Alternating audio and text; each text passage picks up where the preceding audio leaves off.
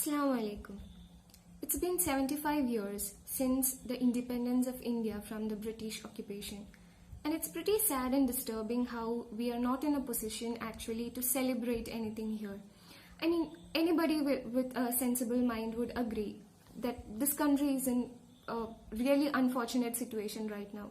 I mean, look around, it has fallen apart already. The government has stopped being accountable to its people. The government is literally attacking and threatening its people. It's completely in ruins, almost. So it is in this scenario that we are discussing the idea of India and what is at stake here. So normally when you discuss or when you talk about the idea of India, we kind of relate it or we kind of associate it with all these notions of secularism, unity in diversity, communal harmony and all of that. But I would like to point out here that it is high time that we reject all of these notions of a secular country that once existed and now something has happened and it's all in ruins.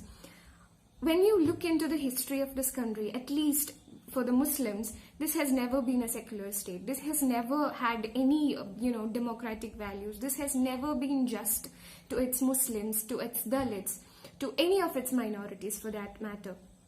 So it is very important that we understand that this has never been a secular democratic country. This has always been, what has always existed is a Brahmin state. So it is also important because we are not fighting any fringe groups here. We are fighting the very idea of Brahmanism. It is this very idea of Brahmanism that is depriving, that is exploiting the Dalits, and that is brutalizing, criminalizing and terrorizing its Muslims. So our fight, it is very important that because this fight is going to be really long and this struggle is going to be really difficult, it is very important that we know what we are fighting. We should know who is our enemy. It's not some fringe groups. It is this very idea of Brahmanism that we are fighting against. And in a Brahmin state, you can never exist as a Muslim. You can never exist as a Dalit. So, and again, we are discussing here about the contributions of Muslims in the freedom struggle. And that is also very important that the Muslims of this country and anywhere need to know that this country was built with our blood and sweat too.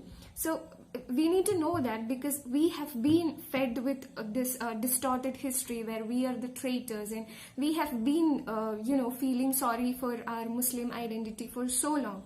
So we need to stop that right now, and we need to know that this country belongs to us too.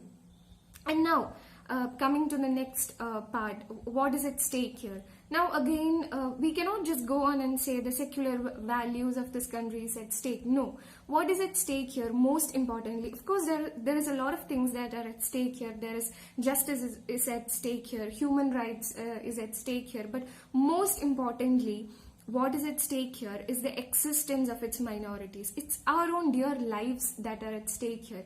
See, there is rape threats going on. There is calls for genocide.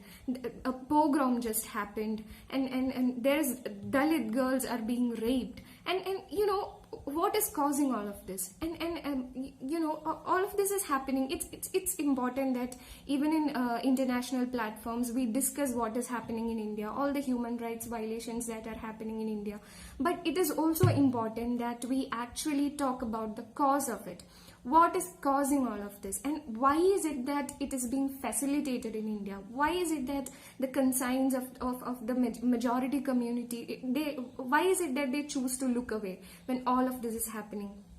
So it is very important that we actually address, it's high time that we actually address the cause of why all of this is happening. Only then can we at least dream of building a society where there is democracy, where there is, where human rights are not violated, and most importantly, where there is justice.